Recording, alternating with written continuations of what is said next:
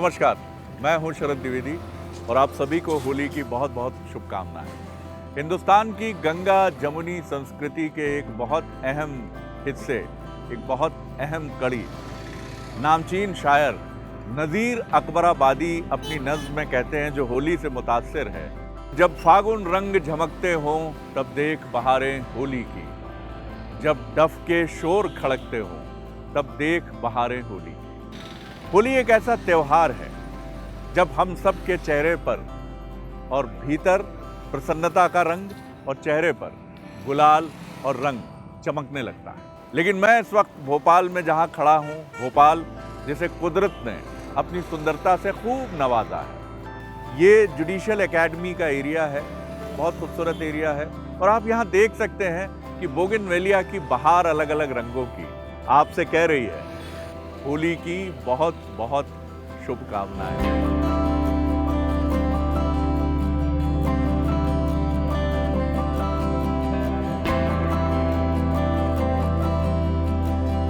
तो आइए चलते हैं।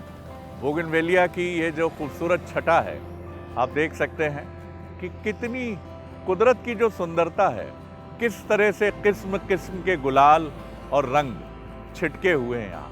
आप बस देखते रह जाएंगे। कहीं गुलाबी है, कहीं नारंगी है, कहीं पीला है, तो कहीं सफ़ेद है। आप बस इसे निहारते रहिए, आप इसे बस देखते रहिए। कुदरत जब हमें बुलाती है, हमसे कहती है कि मेरी तरफ भी तो देखो, मैं तुम्हें रिलैक्स कर सकती हूँ, मेरे पास ये ताकत है क्योंकि मैं कुदरत हूँ। अब इन रंगों को जो देखेगा, क्यों होली से आप इन्हें रिलेट नहीं कर सकते हैं? क्यों नहीं करना चाहिए? खूबसूरती तो देखिए, कमाल है। किस किस तरह के रंग हैं, किस किस तरह की चीज़ें हैं, इतने रंग। ये नेचर का ही तो कमाल है। सिलसिला का वो गीत मुझे याद आता है, ये कहाँ आ गए हम यूं ही साथ चलते चलते।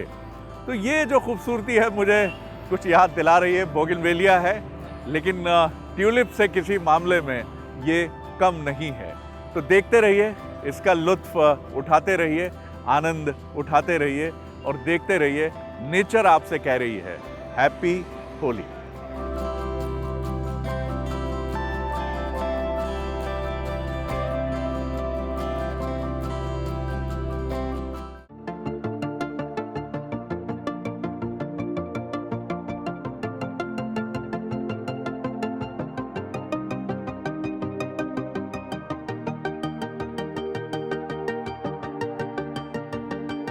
और अब हम एक और बहुत खूबसूरत जगह आ पहुँचे हैं।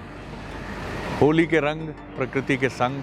हमने सोचा क्यों ना प्रकृति के रंगों की तरफ भी हम और आप देखें। मैं जिस जगह खड़ा हूँ, ये भोपाल का गोविंदपुरा क्षेत्र है, BHEL का, और गेट नंबर 6 कहलाता है ये BHEL का, जो न सिर्फ भारत में बल्कि दुनिया में चर्चित जो कारखाना है। और पीछे आप देखिए कि पलाश की रंगत, पलाश से न जाने कितनी कथाएं जुड़ी हुई हैं। जैसे जैसे गर्मी बढ़ती है, ये जो पलाश है ना, ये और लाल होता जाता है। जैसे जैसे गर्मी की तुर्शी बढ़ती है, वैसे वैसे पलाश की रंगत बढ़ती है। जैसे वो गर्मी को चुनौती दे रहा हो, कह रहा हो और तुम तप्त करो धरती को, मैं भी लाल होता चला जाऊंगा। और इस पलाश को इसीलिए जंगल की आग भी कहते हैं।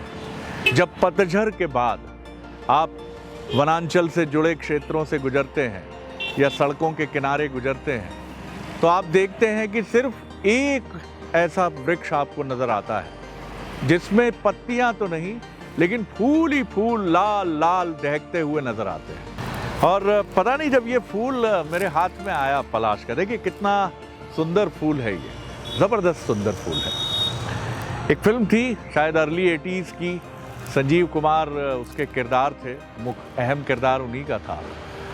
गुलमोहर गर तुम्हारा नाम होता, मौसमे गुल को हंसाना भी तुम्हारा काम होता।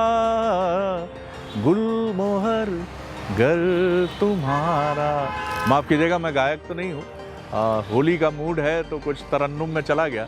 लेकिन गुलमोहर की जगह मैं जोड़ना चाहूँगा कि पलाश गर तुम्हारा नाम होता, मौसमे गुल को हंसाना भी तुम्हारा काम होता। तो पलाश की इस रंगत को ज़रूर देखिए थोड़ी देर ठहर कर, क्योंकि ये जो होली के रंग है प्रकृति के संग, ये अद्भुत है।